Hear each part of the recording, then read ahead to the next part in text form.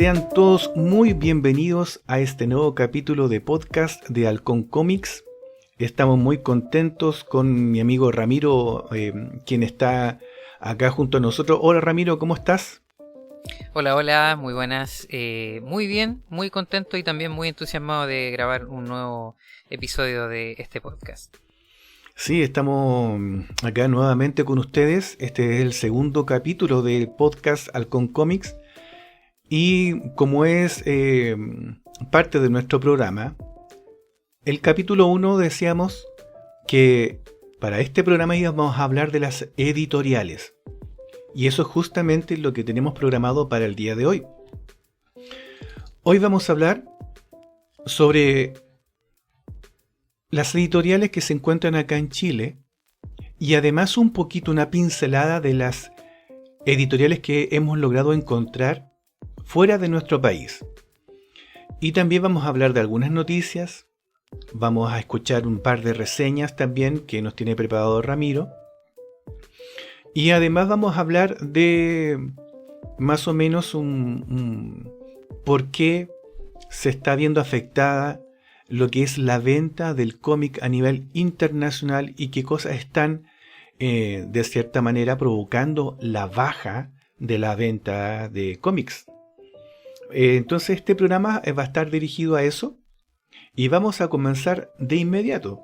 ¿Qué te parece, Ramiro, si empezamos con las noticias? Me parece muy bien, excelente.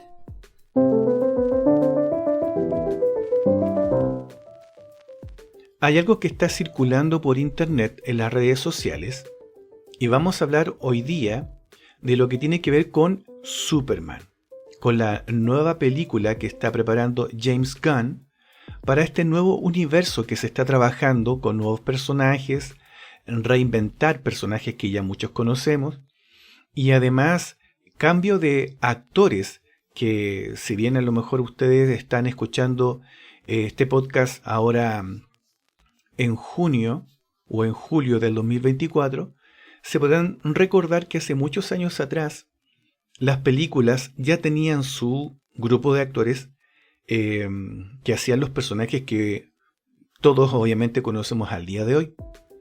Pero con este cambio que ha surgido dentro de lo que DC Comics, y hablando de la parte de las películas, James Gunn decidió llamar a David Corenswet. Este es un actor norteamericano que tiene una apariencia bastante cercana a lo que muchos conocemos de la época de Christopher Reeve, de ese Superman entrañable para muchos de nosotros. Pero ¿cuál es el problema? El problema se encuentra en el traje. Y hace poco, pareciera ser bastante irrisorio, pero en el peinado que está ocupando Clark Kent. En las fotografías que están circulando por internet, puesto que ahora ya se conoce cómo es el diseño del traje de Superman, se puede ver que es un traje que ya no es el típico apegado al cuerpo o que esté diseñado para mostrar la musculatura, sino más bien es un traje que se puede apreciar que efectivamente es un traje que le queda bastante holgado al actor.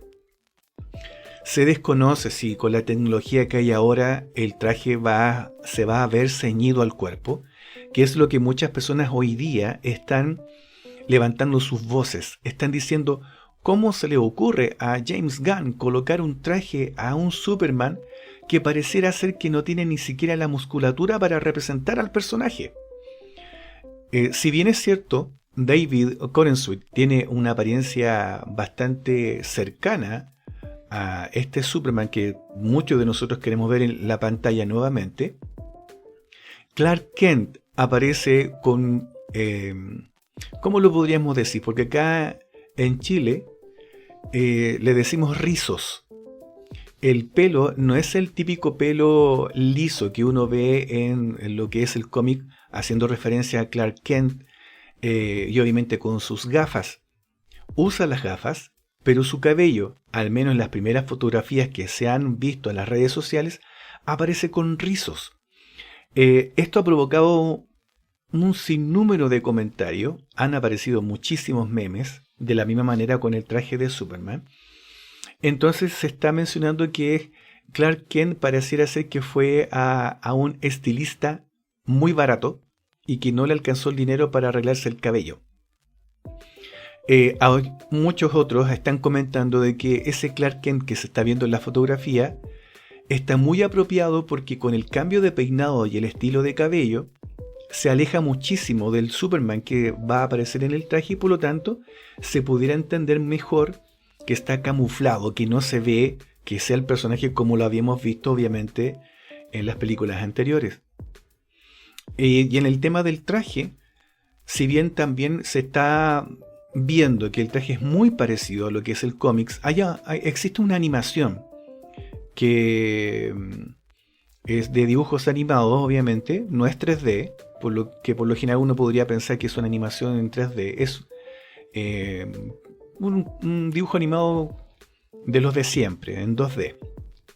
Y el diseño del traje del Superman en esa animación se parece muchísimo al diseño de la película. Entonces algunos están diciendo que bueno que se parezca al de los dibujos animados, mientras que otros están diciendo que lástima que el traje se parezca más a un buzo deportivo más que a un traje de superhéroe. Esta es la controversia, pero vamos a tener que esperar cuál es el producto final, porque muchas veces las fotografías no transmiten lo que realmente vamos a terminar viendo en pantalla. Entonces quizás para ti lo que has visto de Superman al día de hoy te causa molestia o a lo mejor te causa un gusto.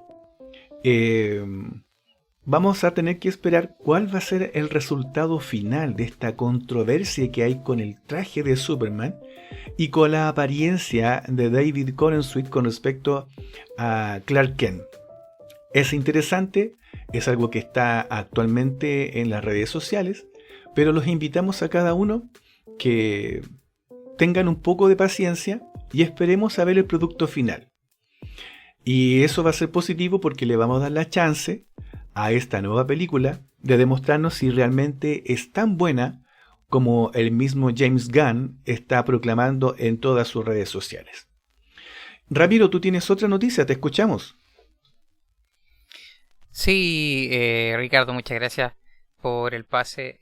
Sí, yo traigo una noticia que también me pareció muy curiosa. Y esto ya está en la otra vereda de las grandes editoriales de Estados Unidos, pero encaminado más hacia el mundo del cómic. Y es en la página cbr.com, un portal de noticias relacionadas al mundo del entretenimiento y también con una sección exclusiva para cómic. Una periodista que trabaja para la página hizo un ranking de los 15 personajes de Marvel con mayor fortuna personal. Podríamos llamarlo así para poder hacer un análisis más transversal.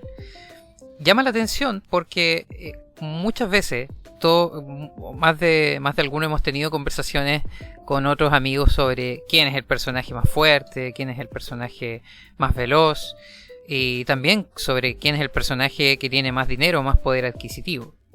Y personalmente yo creí tener una respuesta, pero cuando llegué al número 1 del ranking me llevé una sorpresa. Tal vez quienes estén escuchando también se van a sorprender, o tal vez algunos ya sabían un poco de esto.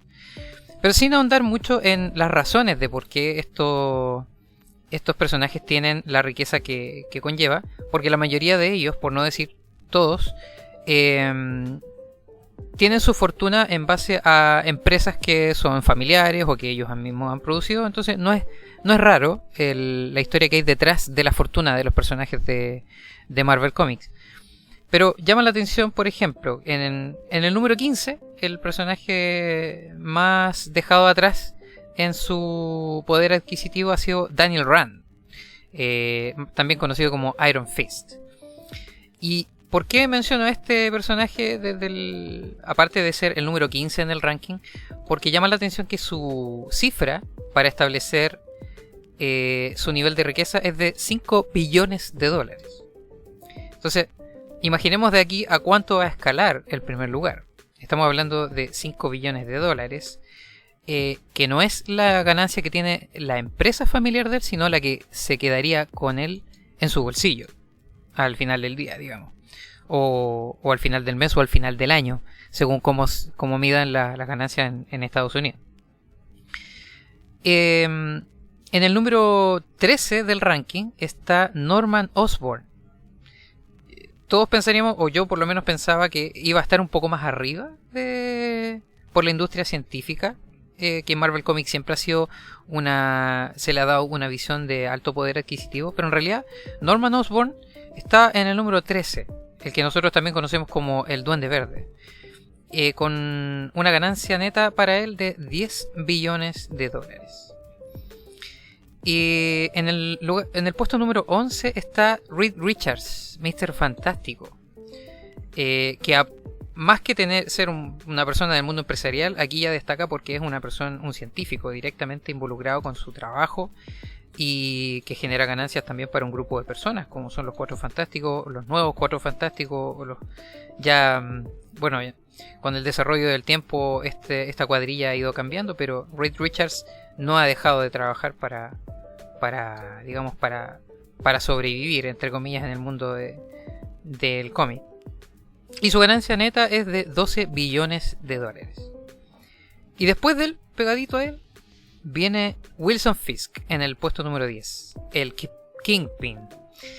Parece que el mundo de la mafia y diferentes tráficos en Estados Unidos no le alcanzó para tener mayores ganancias. Yo también imaginaba que él iba a ser de los primeros 5 puestos de los personajes con mayor fortuna, pero en realidad solo con 40 billones se queda en el puesto número 10.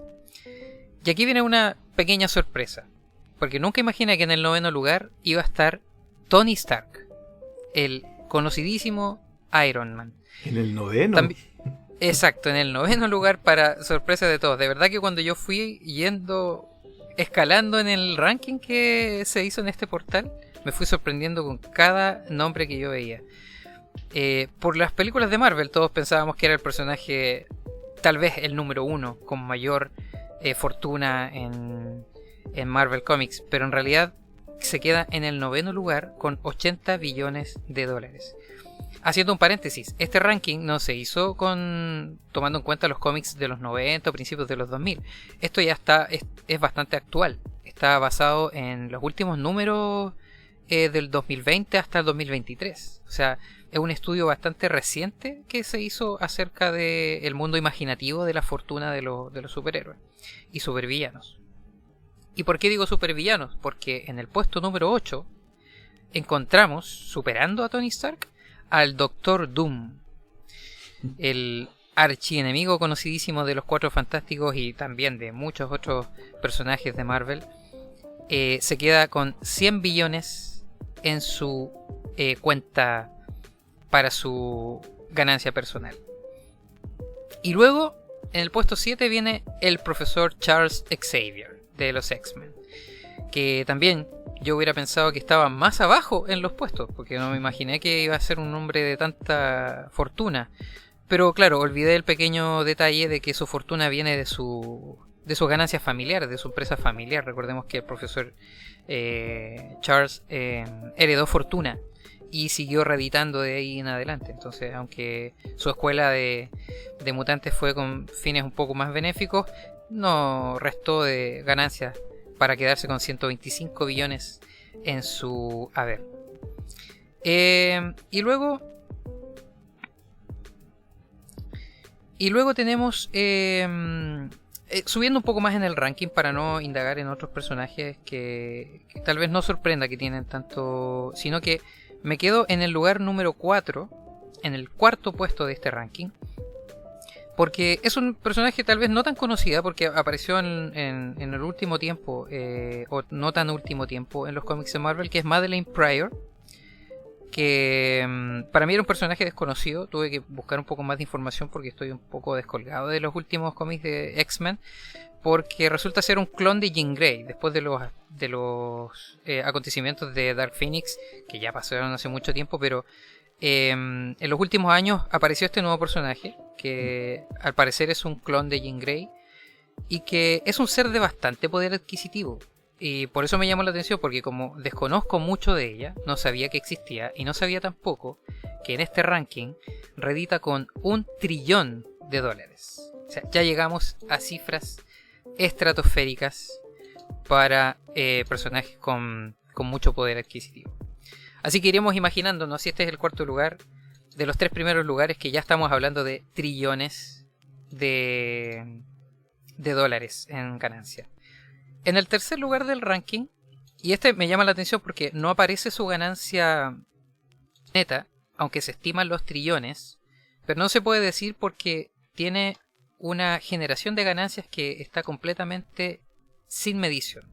Solo se mide el poder individual adquisitivo de este personaje. Estamos hablando de T'Challa, también conocido como Black Panther o Pantera Negra.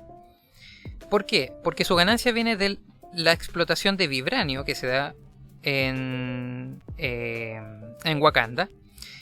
¿Y por qué es tan importante? Porque, dato para saber su poder adquisitivo, es que la partícula de vibranio está medida en $10.000 la onza, según cómo se calcula la explotación de recursos en Estados Unidos.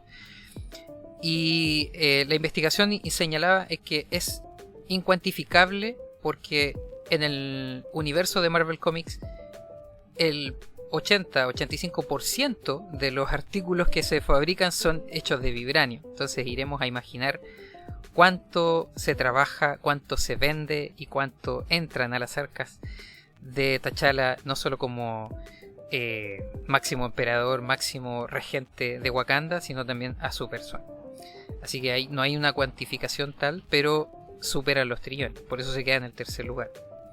En el segundo lugar, para mí también fue sorpresa, porque un personaje que no es tan conocido para mí es Black Bolt de los Inhumans, que se queda con 100 trillones. O sea, escalamos del cuarto lugar con 1 trillón a 100 trillones en el segundo lugar. Y este es el gran ganador, el primer lugar, el personaje de Marvel que tiene, según el mundo ficticio de los cómics, el mayor poder adquisitivo y la mayor ganancia neta, que es Thor. Para mí fue completamente impensado, porque de lo poco que he leído en cómics de Thor, nunca he visto que se hable un poco de dinero ni se vea su poder adquisitivo. En las películas sí se ve como un personaje bastante suelto en términos económicos. Pero para mí esto de verdad que fue una sorpresa, porque la cifra que se estima es de 200 trillones de dólares como ganancia neta para este personaje. ¿Por qué fue una sorpresa? Porque nunca me lo esperé, siendo que es un personaje que viene de otro universo completamente distinto al humano. Entonces, para mí fue una sorpresa tanto en su poder adquisitivo como también cuánto se gana como Asgardiano, como un dios visto desde el punto de vista de las historietas de Marvel, o como un superhéroe para los seres humanos en las mismas historietas. Entonces este fue el ranking que encontré, bastante curioso, con bastante más personajes. Si quieren revisar más datos al respecto de otros personajes que no mencioné, u otros de dónde vienen las ganancias de otra forma, está ahí en cbr.com.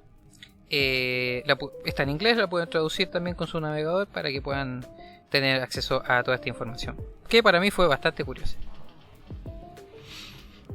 Wow. Creo que después de escuchar esa información, Ramiro, la gran mayoría vamos a querer ser asgardianos para pagar nuestras deudas, para comprar nuestras cosas, nuestros gustos. O sea, solo con limpiarle el Mjolnir me conformo. Yo no quiero más. No, o ser portero de algún palacio ahí en Asgard, ¿no? Estar haciendo el aseo o la limpieza en alguno de los cuartos de alguno de los amigos de Thor. Con eso claro, ya ganaríamos lo suficiente para no tener que pagar nunca más ninguna cosa. Exactamente.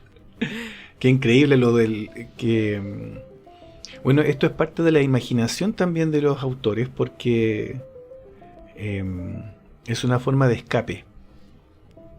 Entonces, frente a las necesidades que uno tiene hoy en día, saber que un personaje que a uno le gusta que tenga tanto dinero es parte de la fantasía también de los creadores. Así que está interesante el listado, Ramiro. Sí, lo encontré muy, muy curioso y muy interesante.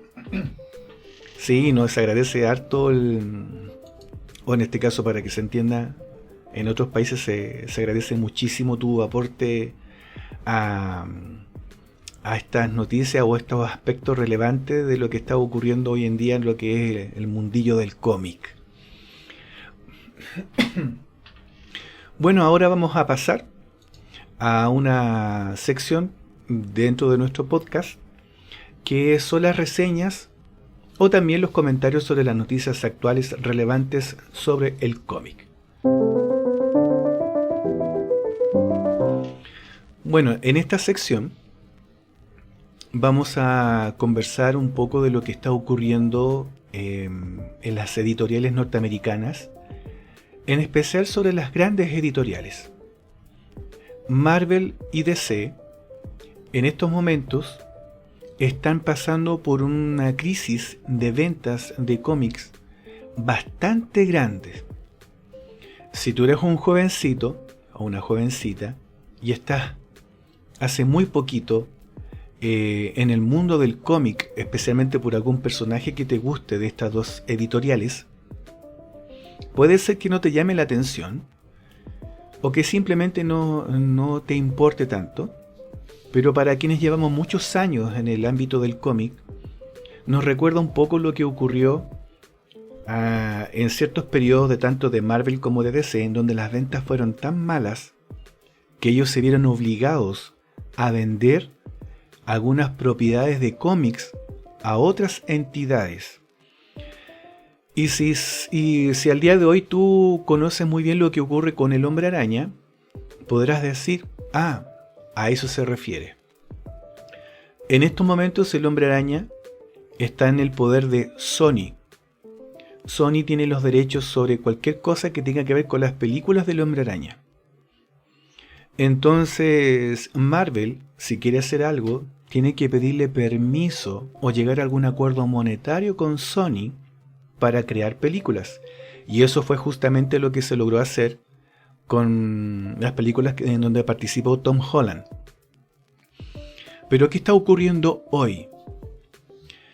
Las diferentes decisiones que han tomado estas dos casas editoriales con respecto a las historias, a el tipo de dibujo, a lo que es el pago a los autores, a lo que es la inserción de nuevas ideas en las historias de personajes que venían de hace mucho tiempo atrás, con ya una línea establecida, y otros cambios que tienen que ver también con el aumento en el costo de las distribuciones de cómics, ha provocado que estas dos editoriales hayan comenzado a bajar muchísimo la venta de cómics, en especial en Estados Unidos. Ahora, ¿por qué a nosotros nos debiera importar esto? Porque esto produce dos cosas. La primera, en que el cómic norteamericano, tal como se conoce en el ámbito de superhéroes, que es lo que más se vende en Estados Unidos, ha provocado que la gente comienza a emigrar a comprar otro tipo de lectura, con imágenes por supuesto, hablando del cómic, y se han encontrado con un nuevo mercado que para muchos era muy extraño, o que habían escuchado a lo lejos, o que simplemente no conocían, que es el mundo del manga, que es el cómic creado específicamente en Japón. Corea, China también tiene su arte secuencial, sus propios cómics bajo otros nombres, manga, o incluso lo podemos encontrar en redes o en sistemas de redes sociales específicas para lo que es la distribución de cómics, Webtoons, por ejemplo, que es una de las páginas que se conoce sobre esa plataforma.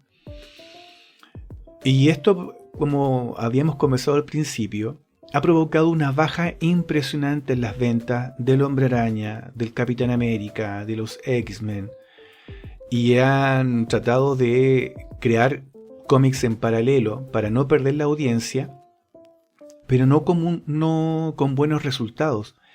Entonces, ¿qué es lo que ha hecho tanto Marvel como DC? Han estado liberando o imprimiendo cómics antiguos de sus personajes en nuevos formatos. Y con esos formatos que están sacando, que son recopilatorios de historias pasadas, se están manteniendo a flote en lo que es las ventas de cómics. ¿A qué grado ha caído las ventas en Estados Unidos? Ha caído a tal grado que páginas que antes hablaban de cómics ya no existen.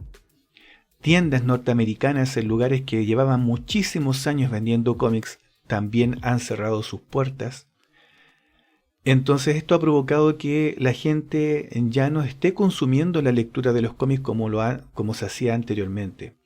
De hecho, un comentarista mencionaba que durante los años 90 las historias habían bajado a tal nivel que muchas personas pensaron que durante los 90 Marvel y DC iban a dejar de existir. A ese grado. El problema es que hoy día las ventas de estas dos grandes editoriales no han dejado de bajar. Se puede atribuir a muchas situaciones, como ya habíamos conversado, el costo de lo que es la distribución, también el poco pago que están recibiendo escritores de cómics y también los artistas, el bajo nivel que ha tenido los cómics de Marvel y DC. Hay dibujantes que ellos simplemente se han alejado de la mayoría de los cómics que son, se podría decir, como la neurona principal del cómic, y se han ido a editoriales más independientes. Entonces estos dibujantes ya no están trabajando para Marvel, no están trabajando para DC Comics, y eso ha provocado una baja en las ventas también, como así también los escritores, que también se han visto influenciados por esta presión comercial. Quizás ustedes se han dado cuenta también de la baja de lo que ha estado con Star Wars, y eso también ha provocado un daño, no podríamos decir irreparable en el mundo del cómic, pero sí se ha visto afectado también las obras que se han tratado de hacer bajo el alero de Star Wars. Y obviamente los cómics que han tratado de sacar no han tenido el resultado que ellos esperaban. Hace poco leí un comentario que habían cómics del Hombre Araña que ya no van a seguir, se cierran ahora en agosto. Hay algunos cómics también que se habían planteado hacer que ya definitivamente no van a salir. Entonces esto es finalmente a razón de lo que estamos conversando ahora. Ahora, ¿qué pasa con el ambiente independiente? Lo bonito que tanto en Estados Unidos como en otras partes del planeta se ha visto un resurgimiento de nuevos creadores de cómics. Y eso es también maravilloso. Es triste ver cómo Marvel, que a muchos de nosotros nos encantan muchos de sus personajes, al igual que a DC Comics, se vean en este tipo de apuros, pero también debemos reconocer de que gracias a este tipo de situaciones también ha provocado que estos creadores de cómics estén comenzando a tener más libertad en la creación de nuevos personajes, nuevas historias. Se han gestado también nuevas editoriales independientes que, si bien no van a ser tan conocidas quizá en tu propio país o acá en Chile, pero están moviendo esas tuercas que permiten que todo esta maquinaria de cómics independientes siga su marcha cada vez con mayor fuerza.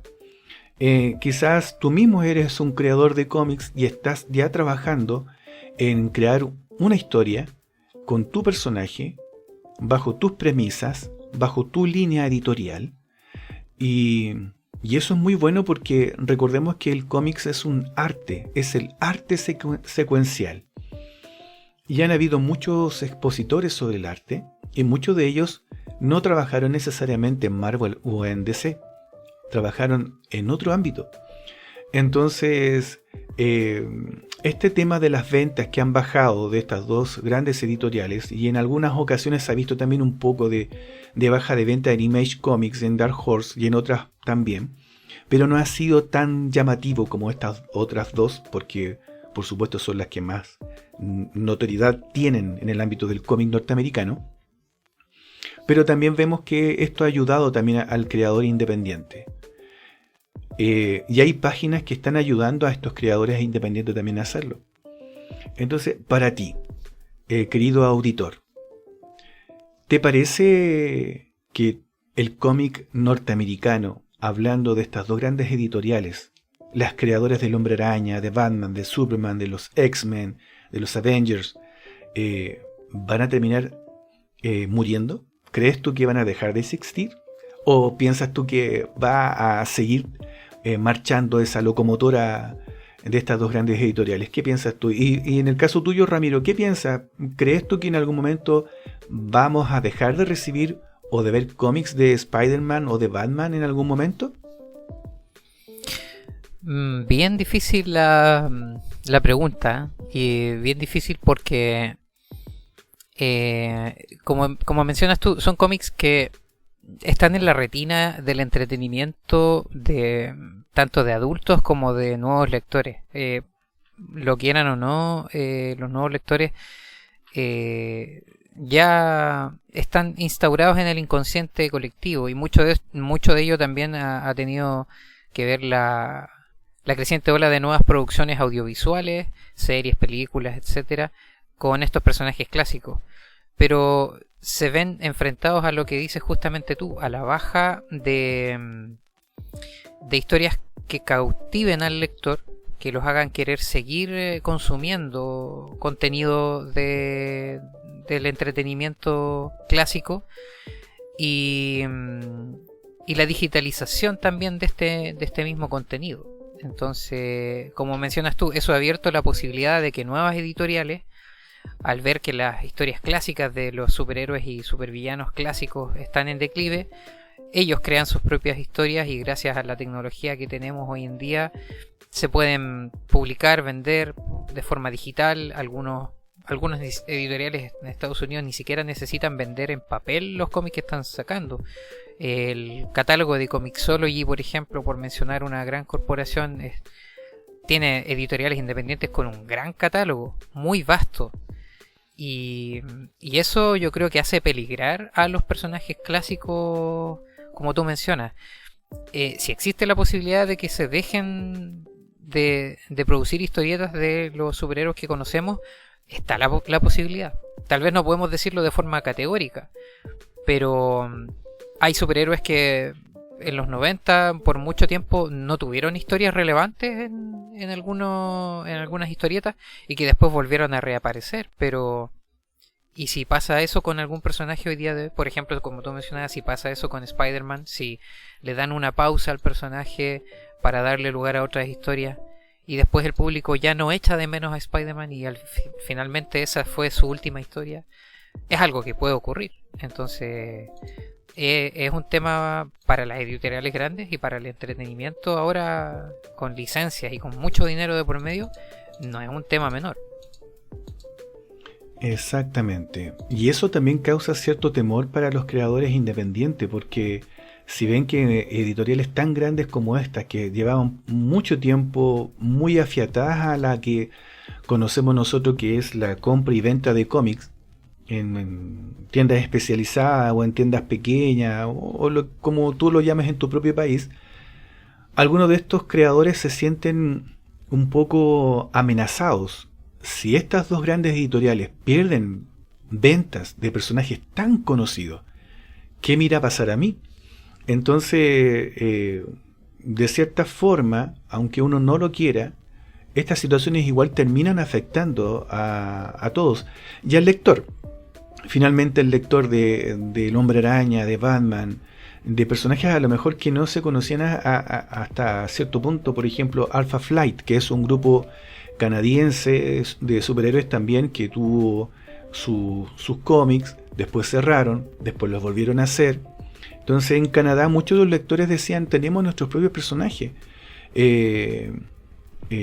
Por ejemplo, también había un personaje, Captain Britain, no sé cómo se dirá, perdone mi inglés, pero Captain Britain era un personaje que estaba en Inglaterra, era un símil de lo que era Superman en ese sector, y sacaron una línea de cómics que se llama Excalibur hace bastantes años atrás, y era un grupo de mutantes, y también fueron a la baja, no porque no tuvieran buenos artistas, sino que la línea editorial muchas veces cambia de un momento tan rápido, de un momento a otro, que esas historias que uno empezó a tomarle un gusto, ese cambio editorial rompen el esquema, cortan la historia y las ventas se vienen abajo.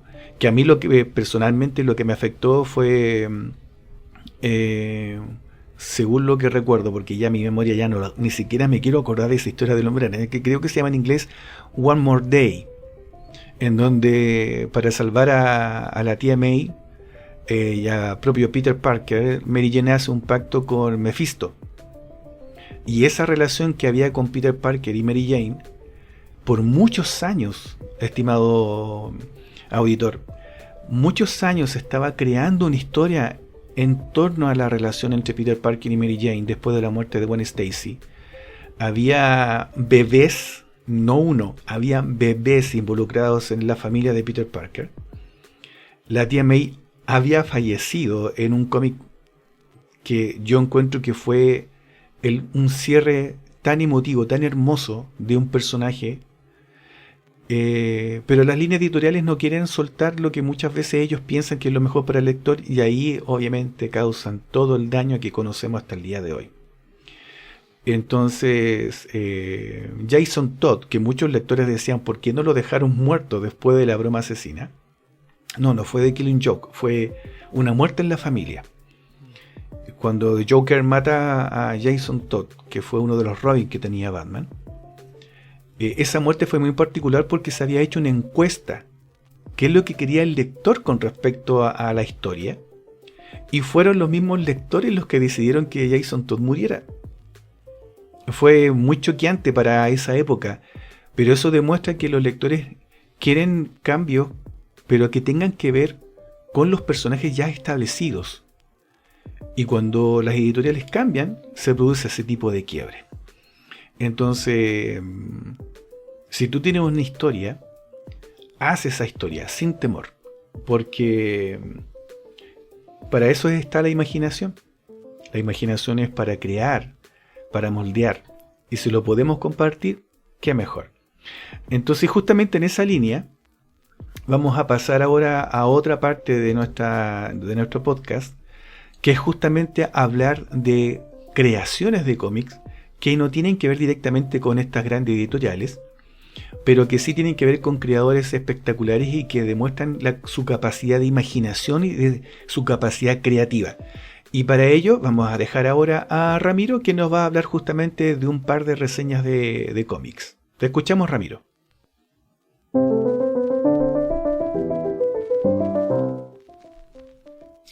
Muchas gracias nuevamente, Ricardo. Y sí, vamos a hablar un paréntesis en este programa.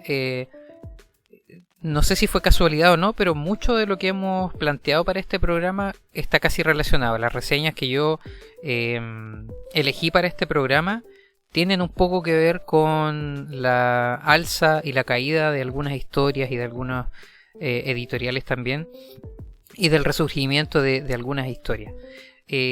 Por eso quería primero hablar de un cómic que su origen tal vez no es chileno, pero una editorial nacional lo tomó y lo publicó, porque el dibujante involucrado es un dibujante chileno de un dibujo muy clásico y de una época, de la época dorada del cómic, que se llama acá, que se llamó en Chile, y que se sigue llamando así, la época dorada del cómic. Y es el cómic de Los Tres Mosqueteros de Arturo del Castillo.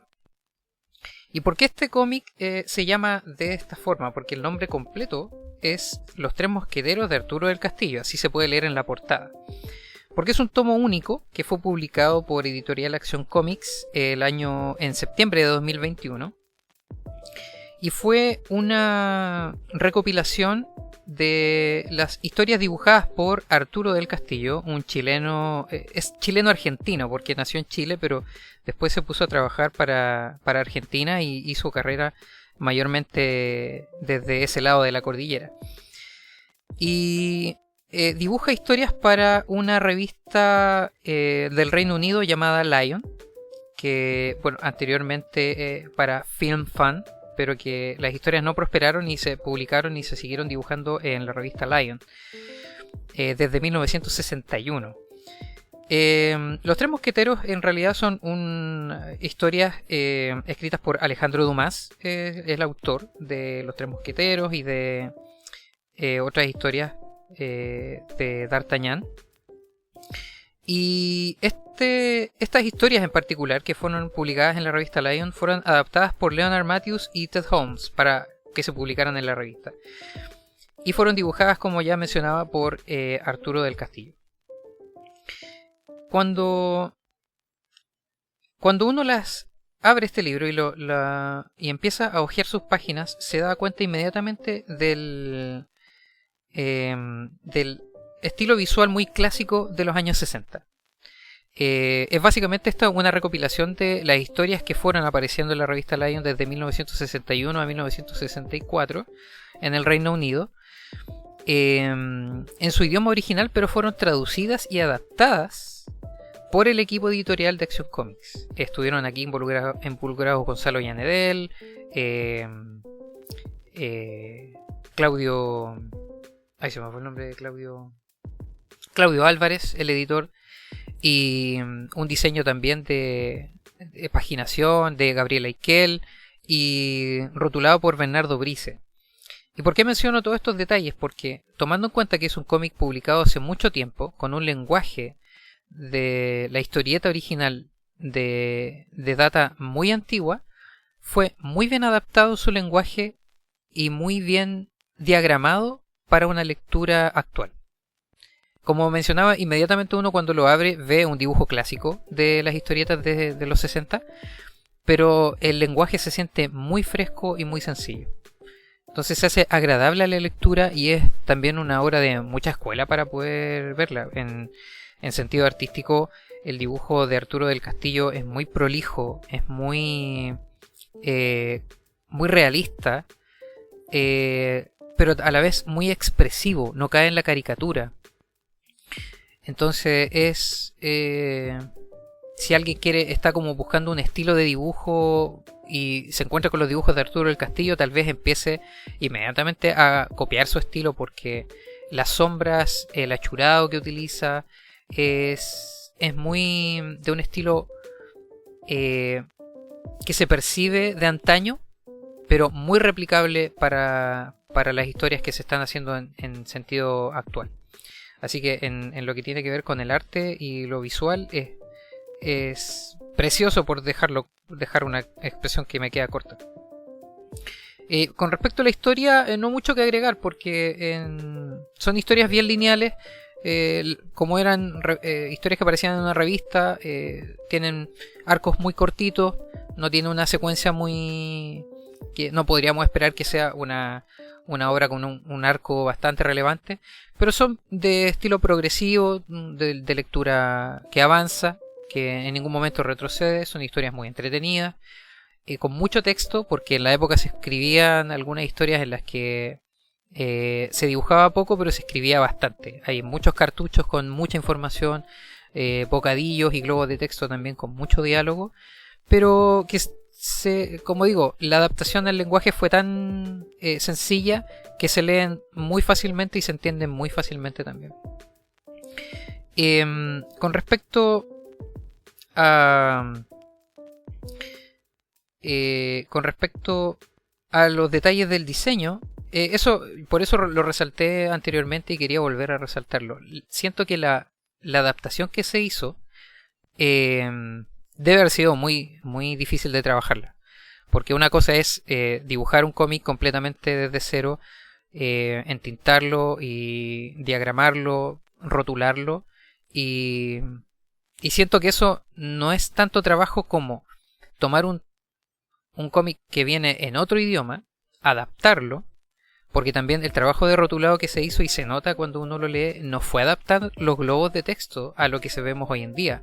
Mantuvieron la misma forma y los mismos diseños del dibujo original, solo adaptaron el texto a los globos nuevos. Y ese siento que es un trabajo bastante prolijo, bastante difícil de lograr también, y que quedó, por lo que se ve visualmente, muy bien hecho. Así que lo recomiendo porque son obras clásicas. Tienen historias de los Tres Mosqueteros y de D'Artagnan, y también de El Hombre de la Máscara de Hierro. Y finaliza con no esperando más, sino que como es una republicación, una reedición de obras clásicas, siento que es una lectura ideal para alguien que esté buscando hacer algo parecido. Para alguien que esté tratando de dibujar historias de época o western. Tiene un dibujo y un sentido de la historia y una guía de lectura específica para ese tipo de género. Así que para mí está súper bien en ese sentido Los Tres Mosqueteros de Arturo del Castillo por editorial Acción Comics. Y el otro cómic que traía para reseña es nuevamente la línea que ya vengo desde el episodio anterior, que es revisitar clásicos ganadores de los Eisner en orden cronológico. Y aquí ya me paso al año 1989. Y aquí voy a ir al ganador de... que hubo varios ganadores, varios conocidos en ese año. Pero quien se ganó dos premios bastante importantes fue Kings in Disguise. Un cómic originalmente publicado en 1988. Serie limitada de 6 números. Publicado por editorial Kitchen Sink Press, una editorial que en su tiempo, en los 70 y principios de los 80, era pionera porque publicaba tiras cómicas que después hacía recopilaciones y las publicaba en tapa dura, algo que hoy se hace muy frecuentemente, pero en ese tiempo fue una de las primeras en hacer eso. De hecho, es muy conocida esa editorial por tomar los cómics de Spirit de Will Eisner y hacer una reimpresión completa en pastada y también en tapa blanda, que es un clásico que hasta el día de hoy creo que todavía queda a la venta por ahí, en algunas librerías. Kings in Disguise es un cómic creado por el guionista Jim Vance y el dibujante es Dan Burr. Ganaron 2 Eisner ese año, en 1989, uno por mejor historia individual, mejor número individual y mejor serie nueva. Fue publicada en español también, pero en el año 2007 por Editorial Norma. Esa es la edición que ustedes pueden encontrar si la quieren comprar por internet o buscar por ahí en librerías, bajo el nombre de Reyes Disfrazados, traducida en español castellano. ¿Qué me parece interesante de este cómic? Nuevamente parecido al que reseñé en el podcast anterior, Concrete. Este Kings in Disguise también trata temáticas bastante complejas. Si bien su dibujo no es tan elaborado, es un dibujo bastante sencillo. En estilo es como de un trazo más bien grueso, más bien tosco. Los dibujos se sienten muy diferentes a Concrete en ese sentido, pero también siento yo que van muy bien con la historia. Porque la historia de Kings in Disguise está ambientada en el año 1932, en la Gran Depresión, y narra la historia, sin entrar en mucho spoiler de la historia, las vivencias de un joven de 13 años que se ve obligado a huir de su hogar, huir de su lugar de nacimiento y a lo que estaba acostumbrado, para aventurarse en un mundo que estaba en crisis, para sobrevivir en este mundo, sin saber en quién confiar, con quién desarrollar su vida y si en algún momento va a volver a su lugar de origen, que es una ciudad de California, que en el cómic es una ciudad ficticia, pero está originalmente ambientado en California. ¿Por qué siento que el dibujo va muy acorde con la historia? Porque las vivencias de este joven son bastante crudas. El cómic no es muy explícito en ese sentido, es de una lectura más más bien convencional para todo público, pero las vivencias que narra o las que se desprenden de la historia son bastante duras, y tal vez creo que hemos visto cosas así solo en cinematografía y en estas películas que muchas veces nos hacen retorcernos en nuestra conciencia de que lo difícil que es la vida para algunas personas, o como fue en tiempos de crisis en otros países, o tal vez en el mismo país nuestro. Y en términos de historia eso es bastante relevante también. Avanza muy bien la relación de los personajes, y la introducción de los personajes no es para nada enredada. Cuando aparece un personaje nuevo se introduce solo o lo introducen mediante cartuchos, pero siguen avanzando a medida que se van introduciendo personajes. No hay regresiones, no hay enredas, no te enredan en la trama. Como dicen por ahí, no intenta ser más de lo que es. Es una historia que se percibe sencilla, pero cuando uno termina de leer cada número, se siente muy, muy potente por las temáticas que describe y cómo va avanzando la historia. Tiene hartos cliffhanger, cada número te engancha y te deja qué pasará en el siguiente. Entonces es de una lectura que no te deja leer un número y después decir ok, otro día leo el siguiente. Te dan ganas de avanzar al siguiente. Yo creo que eso la hizo gran merecedora de los premios Eisner en el año 89. Y la recomiendo por eso mismo, porque he visto en el último tiempo también cómics de un estilo visual muy parecido, pero esta historia, si no supiera que es una historia antigua, pensaría que es una historia hecha en este tiempo actual, porque sigue la misma tónica de muchas historias que toman vivencias de los años 70, de los años 60 y las traen a colación nuevamente. Esta historia se siente de esa forma, pero está escrita en ese tiempo, entonces tiene un toque de autenticidad muy diferente a que si fuera escrita en el tiempo actual 2024. Así que la recomiendo como lectura si alguien también está buscando algo que no sea típico de editoriales grandes, y si alguien que tal vez está buscando crear una historia de este tipo, de temas profundos pero que no se sientan tampoco tan atroces como algunas veces pueden quedar. Esta es un muy buen ejemplo de cómo hacer una historia que sea de esa forma. Así que esas son mis dos recomendaciones para esta semana. Muchas gracias, Ramiro. Muchas gracias por esas excelentes reseñas de los cómics de Los Tres Mosqueteros y también de Kings in Disguise. Muy buena reseña, muy buenos detalles que nos has podido entregar.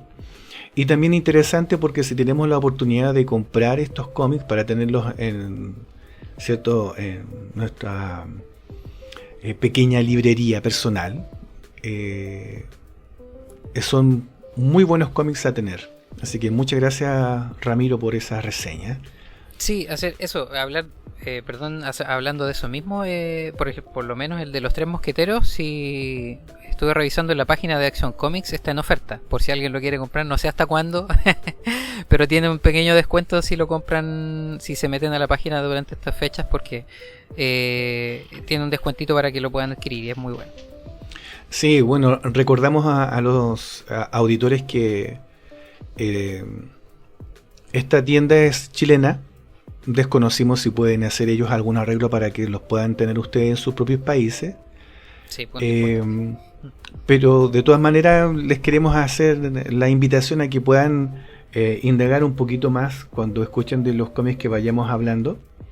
Si es factible que ustedes puedan tener algún número de estos cómics que estamos reseñando cada semana en los podcasts que vayamos generando.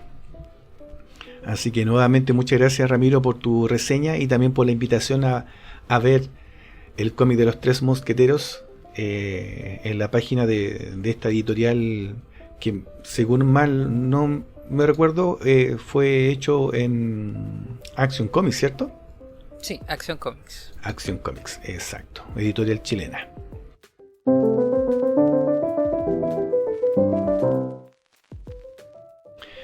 Muy bien. Ahora vamos a analizar un evento del ámbito del cómic internacional o nacional. Así que vamos a hablar ahora de lo que es un evento que va a ocurrir acá en Chile para el mes de octubre-noviembre. ¿Qué evento estamos hablando? Estamos hablando de la Comic Con. Acá en Chile se va a hacer la Comic Con entre los días 30 de octubre y el 1 y 2 de noviembre. Este se va a hacer en el Centro de Convenciones Espacio Riesgo, que queda en Santiago de Chile.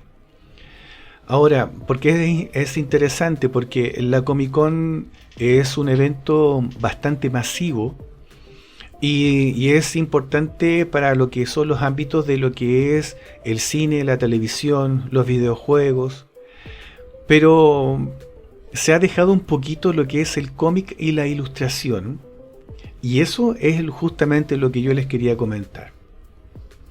Este evento vamos a tratar, de hecho conversamos antes de iniciar la grabación de este programa con Ramiro. Estábamos conversando sobre la posibilidad de asistir en persona a este evento en Santiago de Chile, a la Comic Con. ¿Y por qué le conversamos de este tipo de cosas? Porque en los videos y en los comentarios que han hecho muchas personas que han asistido, tanto de manera internacional como acá en nuestro país a la Comic Con, se han encontrado con que hay más stand o locales orientados a los videojuegos, a lo que es el cosplay, a lo que es la televisión y el cine, más que el cómic y la ilustración. La pregunta para ti, querido auditor, ¿ha sido así tu caso? ¿Te has encontrado que la Comic Con, que la palabra bien lo transmite, la Comic Con, ya no es de cómic, está orientado a otro ámbito? Nos gustaría escuchar qué piensan ustedes al respecto, porque al menos la información que he podido recopilar, me he encontrado con que justamente muchas personas han comentado en las redes sociales que no se ha podido ver ese aumento de expositores en el ámbito del cómic, no tan así como sí se vio o se está viendo lo que tiene que ver con justamente la televisión o el cine o los videojuegos. Entonces, si nos puedes comentar acá en esta red social, sería de bastante ayuda. ¿Qué opinas tú, Ramiro? Tú las veces que has ido a convenciones masivas de cómic, yo tengo entendido que tú has asistido a lo que son convenciones directamente de cómic como tal. ¿Cuál ha sido tu apreciación con respecto a estos eventos nacionales en particular? Sí, tienes mucha razón en lo que dices de la línea que está muy demarcada al respecto de estos eventos. Se siente una diferencia bastante sustancial. Por ejemplo, hace muchos años que no voy a una Comic Con. Este va a ser para mí un regreso después de unos 5 o 6 años, diría yo. Porque incluso antes de pandemia ya había dejado de asistir. Un poco también influido por lo que comentaban muchos ilustradores, dibujantes y editoriales también, de eso, de que a diferencia por ejemplo de Comic Con San Diego, que se viene ahora en julio, que yo creo que en un mes más, del 25 al 28, y vamos a tener también ahí noticias para hablar en el podcast, pero a diferencia de ese evento en que el Artist Alley es muy grande, muy importante, y que también acoge a muchos fanáticos del cómic y dibujantes, guionistas y coloristas y otros personajes del ámbito de la creación de cómic en Estados Unidos, tienen mucho contacto con las personas. Pero a diferencia de eso, en Comic Con Chile por lo menos, eso en mi experiencia personal ha quedado muy al debe. El Artist Alley acá en Chile siempre ha sido bastante más pequeño, más dejado un poco de lado, en una ubicación a veces no muy favorable, a diferencia de eventos exclusivamente de historieta a los que he asistido, que básicamente todo es acerca de la historieta. Está repleto de editoriales, de creativos del cómic en Chile, y que incluso algunos eventos han traído invitados internacionales, dibujantes, guionistas, editores de otros países y que han tenido mucho éxito en el país. Sin hablar de costos ni de dinero, siento que en ese sentido la Comic Con es un evento, como tú mencionas, que se ha ido separando más cada vez del cómic y que ha estado más orientado al mundo del entretenimiento en forma muy global, pero que sí ha dejado un poco a la baja al cómic en sí. Entonces, bueno, vamos a ver cómo va a estar esta Comic Con a la que vamos a asistir y si seguimos teniendo esa apreciación en este año. Muchas gracias, Ramiro, por tu comentario. Muchas gracias por compartir tu punto de vista sobre los eventos de cómic. Y tal como estábamos conversando, la Comic Con es netamente una convención, como dice muy bien el comentario que ellos tienen en su página de internet. Es una convención de entretención familiar. Lamentablemente, por el nombre, ha dejado de transmitir lo que por base debiera haber sido, el cómic, la base. Esperamos que a medida que vayan pasando el tiempo, podamos ir viendo mucho más fiestas orientadas a la ilustración y al cómic para ver a todos estos grandes creadores que tenemos en cada uno de nuestros países. En tu país, ¿cuántas veces has podido participar de un evento que tenga que ver con el cómic? ¿Te ha gustado? ¿No te ha gustado? ¿Qué te llama la atención? ¿Qué cosas podrías mejorar? Nos gustaría escuchar tu comentario.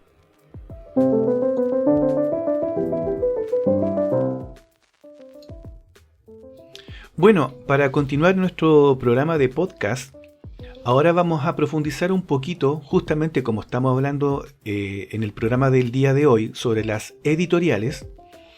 Me puse a investigar sobre las editoriales a nivel latinoamericano. ¿Por qué me llamó la atención esto? Porque a medida que fui investigando, me encontré que hay países que efectivamente tienen o tuvieron en su momento muchas editoriales que entregaron al lector muchos cómics. Entonces quería compartir con ustedes, y a lo mejor ustedes también me pueden ayudar, querido auditor, si saben de alguna editorial o conocen alguna editorial que actualmente esté funcionando en su país promoviendo el cómic, déjenlo en los comentarios de esta red social y nosotros en programas posteriores obviamente los vamos a nombrar a ustedes a modo de agradecimiento y vamos a incorporar esa información quizá en alguna sección de nuestro podcast. Por ejemplo, hablando de la editorial que podemos encontrar en Argentina, nosotros en el primer programa del podcast me tocó hablar de El Eternauta. A algunos de ustedes quizás puede ser que le haya llegado a sus manos revistas, por ejemplo, como Scorpio, Biliquén o otro tipo de cómics que sean de Argentina. ¿Por qué las editoriales son tan importantes? Porque son ellas las que se encargan de tomar lo que hace un creador, podríamos decir que lo guardan en algún sobre y se lo envían a ustedes directamente sin que el creador tenga que interferir en esto. Y eso es interesante porque las editoriales logran llegar a más público. Y estas son las que yo alcancé a encontrar. Y quizás a ustedes ya las conocían o quizás no. La editorial Columba. La editorial Columba se comenzó a trabajar en 1928. Ya para esos años ya encontrábamos con editoriales de cómics. Y dejó de editar cómics el año 2000. Y algunas de las revistas que esta editorial alcanzó a publicar fue El Tony, D'Artagnan, Intervalo y Nippur Magnum. La otra editorial que encontré fue la editorial Atlántida. Esta comenzó en 1918 y todavía sigue trabajando. Ahora, esta editorial tenía dentro de sus publicaciones Billy Ken, que ustedes ahora la pueden seguir encontrando en algunas versiones online. También encontramos la editorial La Urraca, que nació en el 78, pero terminó en el año 98. Y ellos tenían la revista Humor. Otra editorial que también produjo cómics y que todavía lo sigue haciendo fue la editorial de Ediciones de la Flor, que nació en 1966. Si alguna de las fechas no cuadra con, obviamente, los datos que tienen ustedes, por favor, le pedimos que nos ayuden porque esta es la información que logré recopilar. Bueno, esta Ediciones de la Flor sigue todavía y ellos lo que hacen, publican algunos de los trabajos de Kino, como en este caso es Mafalda. Ellos todavía lo siguen haciendo. La regularidad no lo tengo, pero al menos la información que tengo en mis manos sobre Ediciones de la Flor es que ellos siguen haciendo esto. Si ustedes alcanzaron a ver una edición llamada Scorpio, la editorial que estuvo a cargo de esto fue la editorial Record, que comenzó en 1975 y terminó en el año 1997. Y en YouTube está circulando un video a modo de documental en donde se habla un poquito de lo que es Scorpio y cómo se publicó. Paturucito, que es una revista que quizás acá en Chile bien poco se conoce, pero obviamente en Argentina se conoce mucho más, fue una revista que fue publicada por la editorial Magendra, que comenzó en el año 47 y terminó en 1958. Otra editorial que encontré fue la editorial Abril, que comenzó en el 1941 y terminó en 1974. Y una de las revistas por las que fue conocida la editorial Abril fue Rico Tipo. Y la otra editorial que alcancé a encontrar, de las que me llamaron la atención, fue la editorial Eura, que comenzó en el año 74 y sigue hasta el día de hoy publicando, por lo que logré encontrar. Y lo que hacen ellos es editar historias italianas y también historias argentinas.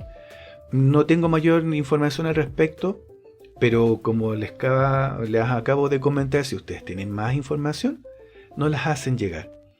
Bueno, y en Brasil tenemos la editora Abril, que es del año 1950 al 2018, lo que tiene que ver con los cómics, y ellos publicaban lo que eran las historias de Disney y de Marvel.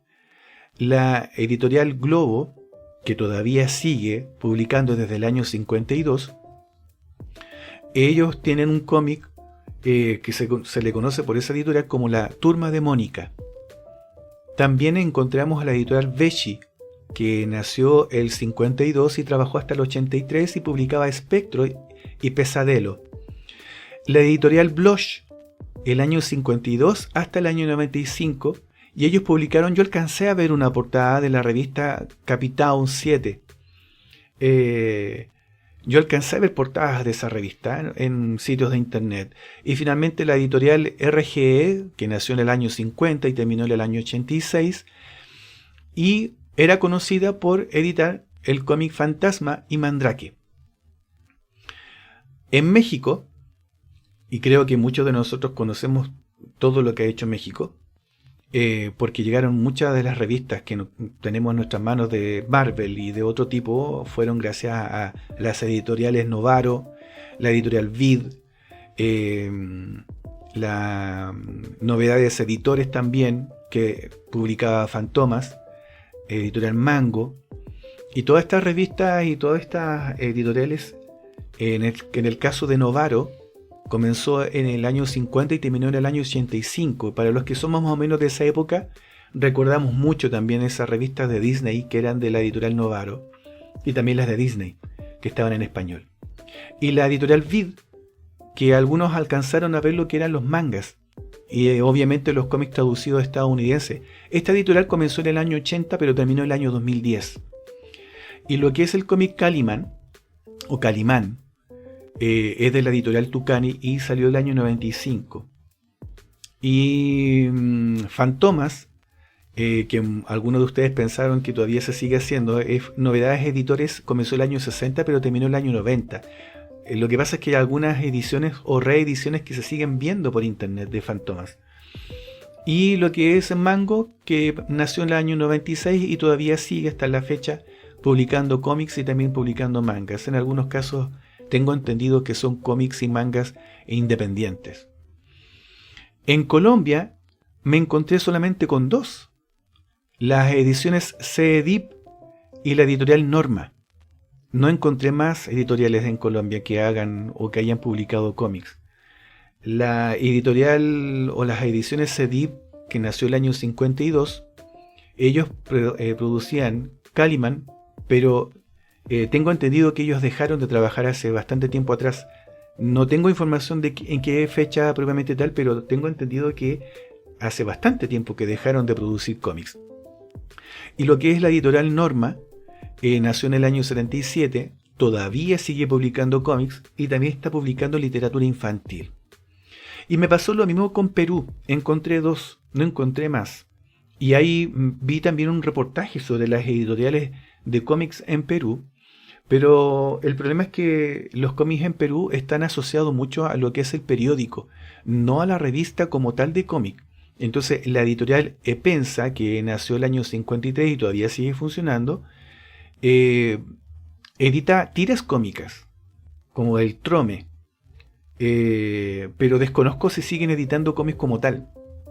Y lo que es la editorial Navarrete, que nació el año 1934, terminó en 1970 y también publicaba el Trome y otras historias. Hay un video en YouTube, como les decía, que habla también sobre las editoriales en Perú y la historia del cómic en Perú, que es muy rica en lo que tiene que ver con el cómic latinoamericano. Hay una entrevista a varios dibujantes y algunas mujeres también que trabajan en el ámbito del cómic. Y si ustedes conocen editoriales peruanas, por favor les pedimos también que compartan con nosotros esa información. En Uruguay, en la editorial Bande de Cine, nacida en el año 79 y terminó de publicar el año 85, en la editorial Dolmen, que nació el año 97 y todavía sigue funcionando, y publica cómic también y algunas novelas gráficas. Y en Venezuela me encontré con que la editorial Horizonte, que publicaba El Zorro, yo pensaba que seguían haciéndolo, pero resulta que habían terminado el año 92 de publicar cómic. Y la editorial Panamericana, que me pasó también algo muy parecido, porque había visto yo revistas de Venezuela de cómics, especialmente lo que eran las traducciones de cómics extranjeros. Esta editorial partió en el año 70, pero terminó en el año 90. Y en Cuba, para mi sorpresa, está la editorial Pablo de la Torriente. Amigos cubanos, les pedimos por favor que si tienen información o ustedes han visto cómics o literatura infantil de esta editorial en Cuba, que es la editorial Pablo de la Torriente, le pedimos por favor también que nos muestren imágenes, porque yo no logré encontrar prácticamente ninguna, y de la misma manera que la editorial Gente Nueva, que se inició en el año 1967. Es exactamente lo mismo. En Chile, Ramiro va a hablar un poquito también de las editoriales de acá de Chile. Yo les puedo comentar algunas que son bastante antiguas, como la editorial Zigzag, que partió en 1905. Todavía siguen editando algunas cosas. La editorial Gabriela Mistral, que ya en el primer capítulo del podcast yo había hablado del Hombre Araña, que nació en 1946 pero terminó en 1973, al igual que la editorial Kimantú, nacida en el 71 y terminada en el 73. Y algo que es nuevito, que nosotros de hecho con Ramiro estuvimos comentando sobre esta editorial, que seguramente él también le va a comentar dentro de un ratito más, la editorial, no sé si se dice Mitomanía o Mitómano. ¿Cómo se dice, Ramiro? Mitómano, que nació en el año 2008, acá en Chile. Entonces, ¿por qué les comento todo esto? Porque si se dan cuenta, hay países que tienen muchísimas más editoriales, de acuerdo a lo que yo puedo encontrar, que en otros. ¿Por qué se dio eso? Bueno, algunos de los datos que pude recopilar de por qué en algunos países no encontré ni siquiera una editorial que mostró cómics, por un tema económico y también por lo que tiene que ver con el costo de producción. Hay países en donde el costo de la producción de revistas de cómics no daban abastos, y como el público al cual podrían haber llegado esas lecturas era tan poco, que en algunos de estos países sinceramente no quisieron implementar lo que era el apoyo a lo que es el cómic. Por ejemplo, yo encontré con que en Perú, el país, al igual que acá en Chile, pero acá creo que en Perú se ve mucho más eso, no tiene tanto apoyo de parte de lo que es la política cultural que tienen ellos allá, en comparación como la que tenemos nosotros acá. Los amigos de Perú igual nos pueden ayudar a comprender un poquito más, porque acá en Chile, acá se gestan proyectos que si uno postula, se puede ganar la oportunidad de poder publicar cómic, gracias al gobierno. En Perú tengo entendido que no es tan así. Entonces, algunos países se encuentran con esta situación, con las políticas culturales de cada uno. Obviamente cada país tiene su propia política, pero estas cosas también llegaron a fomentar o a no fomentar la creación de cómics. Y obviamente, como habíamos conversado anteriormente, el aspecto económico, el aspecto demográfico, el poder adquisitivo de cada país difieren uno de otro.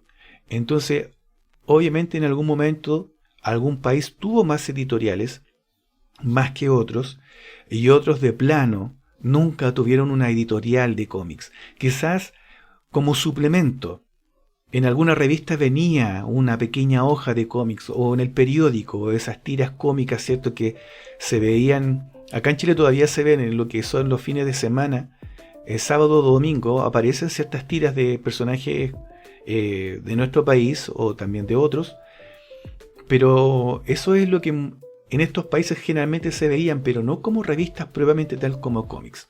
Entonces, pregunta para ti, auditor. Nuevamente sobre el tema de las editoriales. ¿Cómo es el ámbito del cómic en tu país? ¿Se ven revistas de cómic como tal? ¿Conoces alguna editorial en tu país que esté produciendo cómics actualmente o que los haya producido? Te invitamos a que compartas esa información con nosotros. Y nosotros en los capítulos posteriores de podcast, como te habíamos comentado, te vamos a agregar y vamos a conversar un poquito sobre la información que hayas podido compartir con nosotros. Entonces, ahora Ramiro también él quiere apoyarnos con información de acá de Chile, porque él, a diferencia de mi persona, él ha tenido la oportunidad de conversar con gente de otras editoriales, ha comprado cómics de editoriales chilenas. Entonces, él nos va a aportar ahora con información. Ramiro, te escuchamos. Muchas gracias, Ricardo, y muy completa tu investigación. La verdad, cuando propusimos conversar este tema con Ricardo para ustedes, auditores, queríamos hacerlo desde, primero, la faceta informativa, y también nos causó, ahora revisando la información y el resultado de nuestra investigación sobre editoriales a nivel latinoamericano y a nivel nacional, y el paso del tiempo de las editoriales hasta el día de hoy, de que hay varios puntos en común entre las editoriales latinoamericanas y lo que pasó con el mundo editorial acá en Chile. Y es que acá en Chile, por lo menos, nosotros tuvimos lo que se llama la época dorada del cómic, que no vamos a indagar mucho en ese periodo, algo ya habló Ricardo, y es a grandes rasgos lo que pasó aquí a nivel nacional durante los años 60, 70. Algunos dicen que en realidad la época dorada viene de los años 40, 50 en adelante, hasta los años, principios de los años 70. Y hubo mucha tendencia a principalmente a publicar historias que venían desde el extranjero, adaptarlas al público y al dibujo de artistas nacionales y publicarlos acá en Chile con editoriales nacionales, pero también la creación de historias con la idiosincrasia chilena. Y ahí surgen un montón de autores y dibujantes de la época llamada la época dorada del cómic acá en Chile. Pero lo que encontramos en común con editoriales de Latinoamérica y acá en Chile es que muchas de ellas tuvieron un declive, y hasta algunas editoriales dedicadas a la historieta propiamente tal cerraron entre los años 70 y los 90.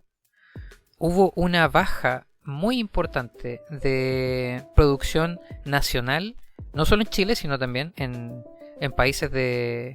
nuestros países vecinos de Latinoamérica.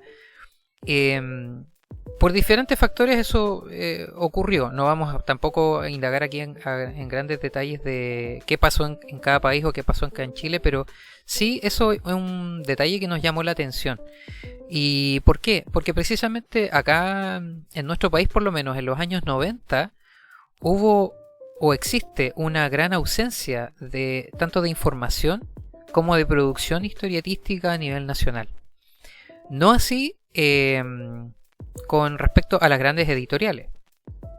Aunque, como mencionaba, muchas de esas editoriales cerraron o dejaron de producir historias nacionales en los años 70, muchas de ellas mantuvieron su trabajo editorial publicando novelas, poesías, literatura clásica, reeditando títulos del extranjero, pero enfocado a la historieta propiamente tal, en los 90 era muy poco, por no decir casi nada, lo que se veía como creación local. Aquí en Chile por lo menos veíamos en librerías o en los kioscos, estos negocios pequeñitos de las esquinas de las calles, todavía veíamos historieta para comprar a bajo costo, pero ya en los 90 era mucho material desde el extranjero. Editoriales de afuera, de otros países, por ejemplo acá en Chile se traían mucha producción desde Argentina, México, como comentaba Ricardo, que eran licencias básicamente de Estados Unidos o de Europa, que llegaban a Chile y se podían comprar y leer acá. Pero no distaba mucho de ese proceso la creación de historieta y de cómic en los 90, por eso es muy poco lo que existe. Lo que sí logramos investigar y que pueden, si alguien quiere también buscar más información, estuve yo indagando por internet en las páginas de memoriaschilena.cl, que es un portal que se nutre de la Biblioteca Nacional y otros documentos para exponer información sobre distintos ámbitos.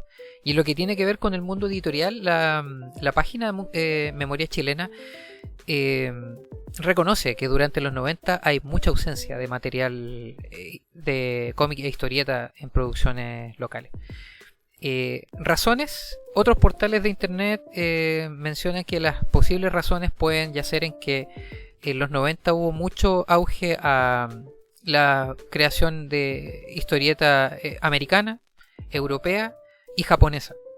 Durante los 90 y finales de los 90 llegó a Chile mucha editorial y mucho material de manga, y las grandes editoriales estaban un poco más interesadas en traer ese material que producir historieta chilena. Por eso tal vez vemos muy poco material en los 90 acá publicado propiamente tal. Pero la escena cambia un poco avanzando hacia los años 2000. Y es ahí donde podemos encontrar mucha más información, incluso indagando por internet, en la página, por ejemplo, de prochile.cl. Hay un catálogo sobre historieta que incluso tiene esa curiosidad. El salto que posee es desde el 2000 en adelante. Más concretamente desde el año 2006, 2008, 2007, con publicación de historieta de editoriales nacionales. Y también es ahí donde podemos encontrar en la historia reciente a nivel nacional el surgimiento de muchas editoriales de forma independiente. De hecho, a día de hoy, ya más de 20 años, o casi 20 años desde esos primeros surgimientos de editoriales, podemos encontrar ahora todo un mundo de... no quiero llamarlos emprendimientos, porque básicamente son nuevas editoriales, con su proceso creativo, con proceso de selección, con gestión de fondos, como si fueran una editorial grande. Yo creo que la principal diferencia yace, como mencionaba también Ricardo en su análisis, en el alcance que tienen estas editoriales a nivel de marketing y de distribución y de ediciones. Estamos hablando aquí, por ejemplo, grandes editoriales que traen números del extranjero publican números de miles de productos de una edición o de números de una edición, y estas editoriales nuevas, aunque tienen un catálogo muy extenso, tal vez no puedan superar los miles de copias por edición, pero aún así tienen una difusión ahora gracias a las redes sociales y al mundo del internet y la digitalización del medio, que ha hecho que vayan proliferando y que vayan también aumentando tanto su calidad de publicación como la calidad de creación de su contenido. ¿A qué lo atribuyo yo? Y aquí esto se pasa a un plano un poco más personal, porque también mi cercanía con la historieta contemporánea viene justamente de esa época, con iniciativas en el año 2010, por ejemplo, de la NGI, que es una agrupación que ya no existe, que tuvo unos años de existencia, pero la NGI fue una agrupación que se hizo con tal de reunir tanto editores como dibujantes como ilustradores, casi como el formato de foros de los 90, con la mezcla de las redes sociales de posteriores a los 2000. Entonces se creó una red de conocimiento de dibujantes, ilustradores, etcétera, para poder empezar a producir ese material. Yo siento que la NGI es una de las grandes responsables de que editoriales que ya estaban gestionando aumentaran su catálogo, y que editoriales que no existían ahora existen gracias a eso. Editoriales como Visuales, por ejemplo, Mítica Ediciones, que ya existían para los 2004, 2005 o hasta 2008, empiezan a publicar material. Caleuche Comics, por ejemplo, que dejó de publicar antologías a empezar a dibujar propiamente tomos de historieta. Feroces Editores y Action Comics, que para mí los cito porque tienen una beta muy importante. Feroces y Action Comics, que también son un poco más o menos de esa época, porque además de nutrir su catálogo con creaciones nacionales originales, también reeditaron publicaciones de la época dorada del cómic que tal vez ya no existían en formato físico o que estaban un poco olvidadas, y las trajeron de vuelta a la retina de los lectores más contemporáneos. Ariete Producciones, Dojitia, Arcano Cuarto, por mencionar algunas, son editoriales que se gestan post 2010 o 2008 en adelante, gracias a iniciativas como esta. Piedra Angular, Pez Arborio, con el tiempo ya después del 2015, 2017 hasta ahora, hasta 2020, podemos ver editoriales como estas que voy mencionando: Pez Arborio, Piedra Angular, Bad Pro, que es de acá de San Antonio, Mitomano Comics de Quillota, Sketchy, que es también una agrupación de editorial que está publicando mucho material en el último tiempo, Trauco, Trembala, Mudo Ediciones, Antú, CK, Cuadernísimo, Aguacero Comics, Cafuné, Cazar al Tiburón, por mencionar una editorial que yo no conocía y que también conocí gracias a lo que también voy a mencionar como gran responsable del resurgimiento de las historietas en el último tiempo, que son las convenciones, como mencionábamos anteriormente, destinadas no solo a mostrar el material que se está produciendo, sino a que dibujantes y guionistas creen redes de comunicación, de trabajo y de creación. Por ejemplo, la FIC, que es el Festival Internacional del Cómic de Santiago, se genera desde el año 2011, y desde ese año ha ido aumentando la cantidad de stands en sus exposiciones, de creadores que muestran su contenido, de nominaciones en los premios, porque hay que recordar que la FIC hace premiación a nivel local, y también empezó a traer personajes de la historieta del extranjero para que viniera a Chile y hablara sobre la historieta, sobre producción editorial, sobre creativas, sobre iniciativas creativas, etcétera. Trajo editores para que vieran portafolios de dibujantes chilenos, así como de a poco se han ido gestando incluso cooperativas, como por ejemplo la CNGC, que es la Cooperativa de Narrativa Gráfica Chilena, que es un grupo también orientado a ayudar a los creadores a gestionar su trabajo, publicar su trabajo, no solo a nivel local, sino también darse a conocer. Tiene una beta de internacionalización, perdón. Así también como Artist Go, que es una agencia también, que se preocupa de que autores nacionales tengan visibilidad en el extranjero y puedan trabajar hacia afuera. Digamos en las grandes editoriales y en países con un mundo, una industria de la historieta mucho más nutrida. Pero decir mucho más nutrida no sé hasta qué punto, porque como hemos visto hasta esta parte, yo solo mencioné algunas, pero me faltan todavía editoriales que no conozco y que cuando uno va a este tipo de eventos, como el Salón de la Historieta también, que originalmente en el año 2020 partió como el Salón de la Historieta del Bío Bío, y este año 2024 por primera vez se hizo en Santiago, con una variedad de editoriales y con una variedad de iniciativas cada vez en aumento.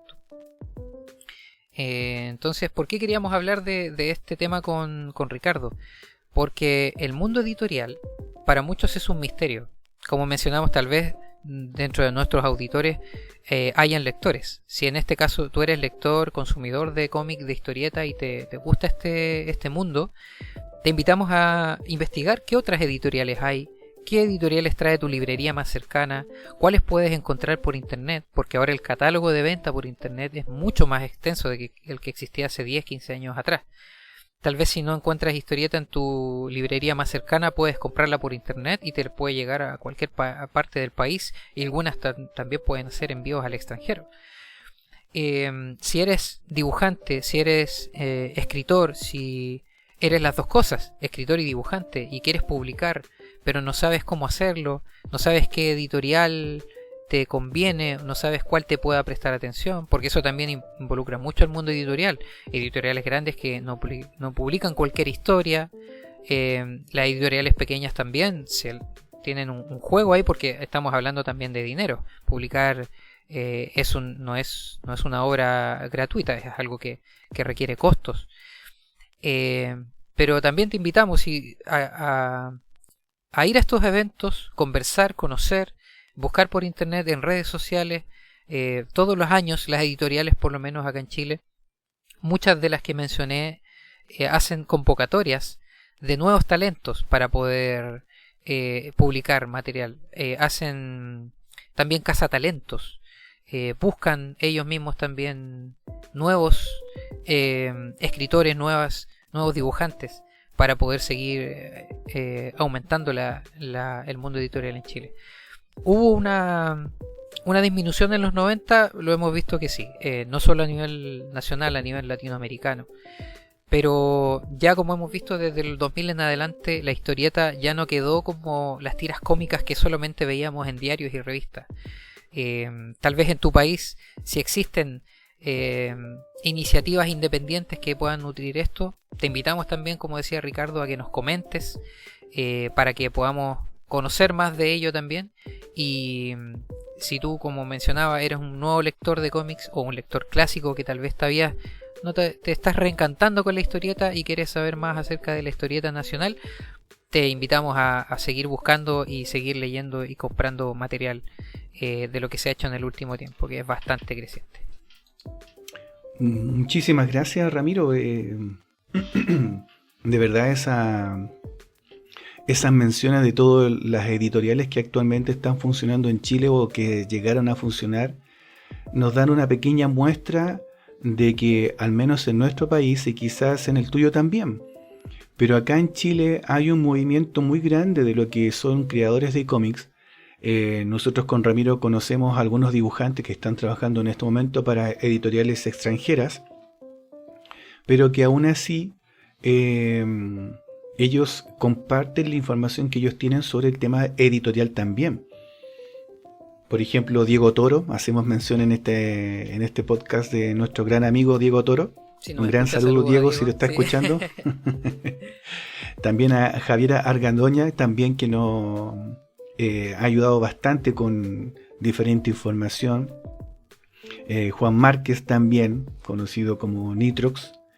y tantos otros también que a medida que vayamos avanzando en los podcasts los vamos a ir incorporando de nombre con sus obras también. Pero que como bien decía Ramiro, si tú participas o asistes a uno de estos eventos, y aunque si no te llaman la atención, igual tienes la oportunidad de que mediante las redes sociales tú veas y conozcas los pormenores de un evento de tal magnitud, que puede ser algo muy pequeñito como algo muy grande, pero que promueven también este tipo de arte. Y no hay nada más maravilloso que la capacidad que tiene el ser humano de utilizar su imaginación.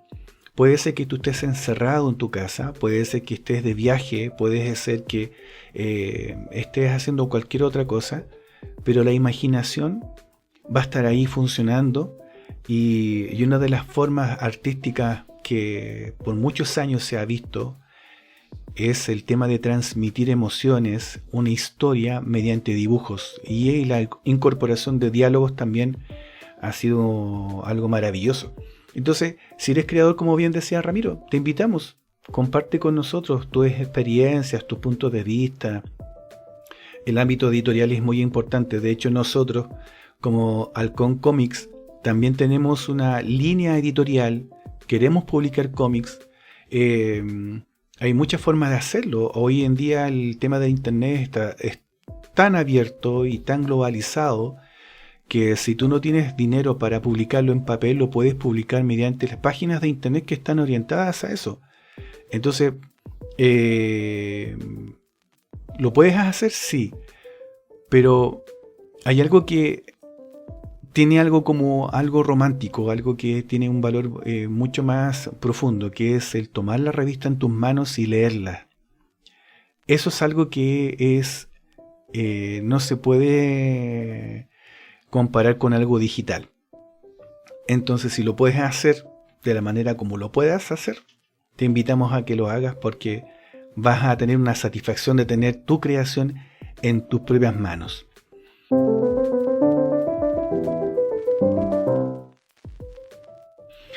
Así que bueno, eso ha sido el programa de hoy.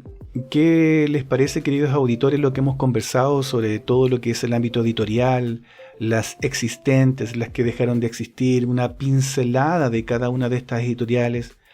¿Te gustaría conocer más a profundidad la historia de alguna de ellas? ¿Alguna recomendación que tú nos quieras hacer? Editoriales que existen o dejaron de existir en tu país. Esas celebraciones del noveno arte, hablando del cómic. ¿Has podido asistir tú a alguna? ¿Te ha llamado la atención? ¿Te ha gustado? ¿No te ha gustado?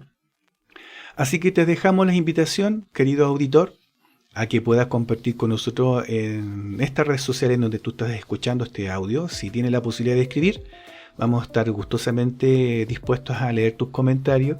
Y si quieres compartir con nosotros también alguna información al respecto, también te lo agradecemos muchísimo. Ramiro, ¿quieres dejar algunas últimas palabras para este capítulo del día de hoy? No, básicamente eso, hacer la invitación a que nos escriban, nos hablen sobre el tema que tratamos hoy. Tener su opinión nos importa, que queremos saber si les gustan los temas que vamos tratando, si quieren proponer un tema también. Y no, me gustó mucho la conversación del día de hoy. Fue de mucha información y mucha reflexión. Así que sí, me voy contento después de este programa. Sí, y también agradecido de nuestra parte también a ustedes por darse el tiempo de escuchar este podcast. Recuerden que la investigación que nosotros hacemos es una investigación que tratamos de hacer lo más simple posible. No queremos indagar mucho, porque hay casos como lo que se encontró Ramiro, con que no hay información al respecto, y no queremos tampoco rellenar con información falsa. Queremos transmitirle lo que nosotros también hemos podido encontrar. Y si hemos cometido algún error, le pedimos por favor también que ustedes nos ayuden a clarificar aquella información que nosotros hemos encontrado, pero que no sea del todo válida. Así que también es una invitación para ustedes. Les agradecemos nuevamente nuestras redes sociales. En el caso de Halcón Comics, ustedes pueden buscarla en Instagram. Tenemos Cara, y también tenemos en X, que podría ser el antiguo Twitter. y ahí pueden ver lo que es Halcón Comics como tal, y también las redes sociales de Ramiro, que Ramiro tiene sus redes sociales. Ramiro, ¿tú puedes nombrarlas nuevamente? Sí, básicamente Instagram, me pueden buscar por @rvelazquez.art y en cara también como @rvelazquez. Sí, de todas maneras, yo en las redes sociales de Halcón Comics voy a incluir las redes sociales de Ramiro para que ustedes también lo puedan visitar y puedan ver su arte. Y para quienes a lo mejor se pregunten nosotros quiénes somos dibujantes independientes, y estamos con proyectos de cómic también. Y esperamos pronto poder darle más información, y las redes sociales van a ir viendo cómo va nuestro progreso con respecto a nuestros proyectos también de cómics. Así que junto con Ramiro les agradecemos muchísimo su tiempo y nos estamos viendo para el siguiente capítulo. Ramiro, cierto que para el próximo programa tenemos un tema que es crear cómics análogos o digitales. ¿Cuáles son los pros y los contras? Que va a ser interesante conversar de eso en el próximo episodio, ¿cierto, Ramiro? Sí, muy interesante porque vamos a entrar en un tema controversial para muchos creativos, como hemos escuchado y conversado con algunos, pero aquí vamos a reflejar nuestras opiniones, nuestra experiencia con estas herramientas y también, ¿por qué no después saber qué opinan ustedes como auditores? Pero se viene un muy buen programa también para el próximo episodio. Sí, así que tengan un buen día, buena tarde, buena noche o un buen comienzo de día. Así que nos vemos en el siguiente programa. Adiós. Que estén bien, adiós.